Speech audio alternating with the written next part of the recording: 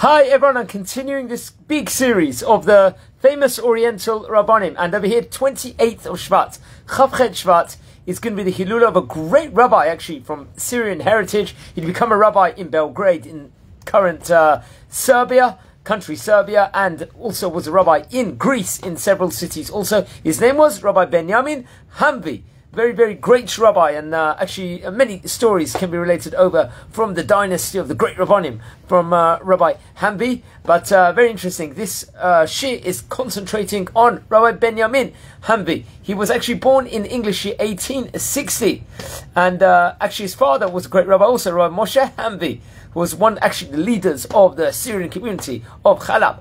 And as a child he was educated in Talmud Torah and in various yeshivot in the city.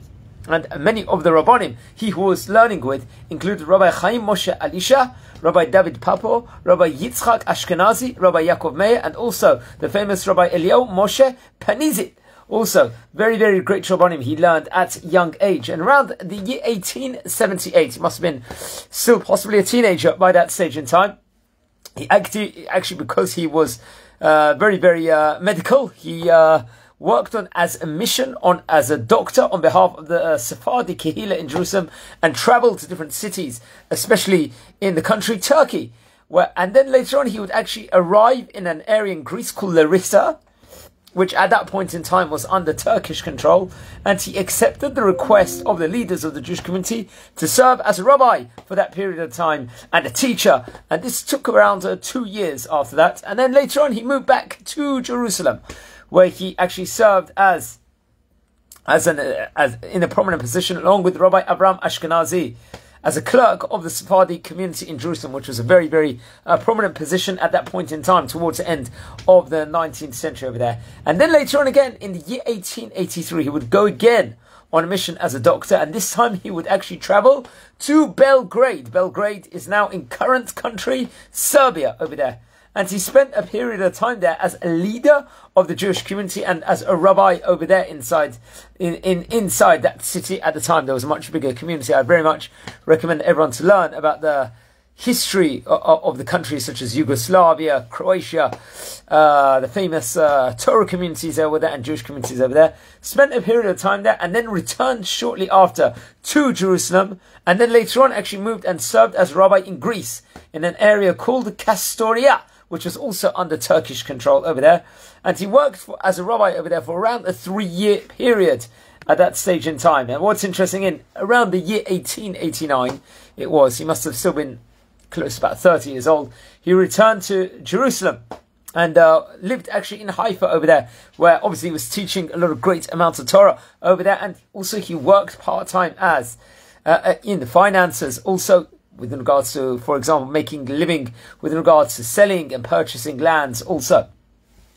And he helped the rabbis a lot in the city of Haifa, and was close to a famous rabbi, Rabbi Avram Khalfon, also, and also another great rabbi named Rabbi Masud Tashual, he was also, I think, a great rabbi also in Haifa, and also was a Rosh Yeshiva in Tiberias, one of the 4 holy cities of Israel. Reported over in the year 1914, February 1914 to be precise, 110 years ago, he was one of the great rabbis that actually greeted Edmund Rothschild in Haifa as a representative of the Jewish community in the city. So he had a very, very high stature position in Haifa itself, in Israel. He was one of the head Sephardi rabbis over there. It's actually interesting. The great Moshe David Gaon actually wrote with regards to him, who was a prominent historian. I'll say what he said. He spoke about him in the highest esteem. This great person did, which was very, very interesting.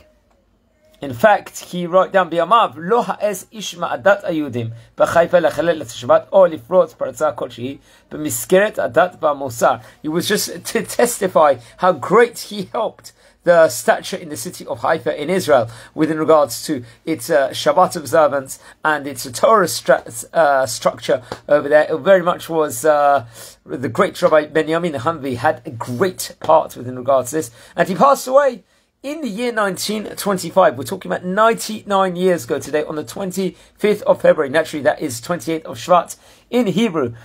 and was actually, I believe, buried in Haifa. He was buried in. This was at that point in time. He was a son of the great Rabbi Moshe Hamvi also, and was one of the great rabbis of Syria. Very much, there's a very, very good book out there within regards to the Syrian heritage, within regards to all the great rabbis of Syria, which I very much recommend everyone to buy. And it talks about the great Hamvi family over there also. And it's actually interesting. His daughter Leah, actually Rabbanit Leah, married the famous Rabbi Yaakov Hai Zarihan, who is one of the great rabbis, one of the first few rabbis I did actually a video on about 18 months ago when I started this series. So, he was also, his wife was Rabbanit Miriam Mazal also. And he was one of the great rabbis. He also wrote several books, also several colossal Torah works, and we'll name a few of them, including the Amatachat Benyamin. This was a shoot on the Derech HaPshat, the Seder Aleph Bet, on the Aleph Bet itself.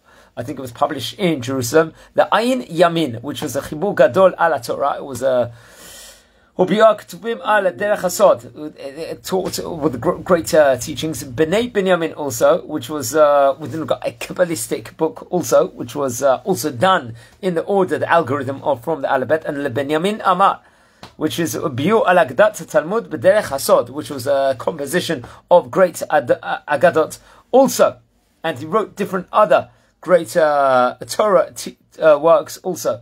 Inside, I think it was published inside a sefer called the Yisa Ish, and it's going to be his Hilula, 99 years since he passed away. He, at the time of recording, he passed away. He was around 65 years of age when he was, and he was one of the great rabbis from Syria, and was a great rabbi. Worked in Belgrade and also in Larissa in Greece and other parts in Greece also. So maybe we light candles in his memory, and please watch over all the other videos I've done on the great Sephardi Rabbanim. This is not the first one. I've done already about nearly 140 videos. Please smash the like button on the videos also, and share and learn, educate, and learn about the great the rabbinic family of the Hamvi family. Also can be pronounced different ways. Also Rabbi Benyamin Hamvi. It's going to be his Hilula here on the 28th of Shvat. Wishing you all a great day.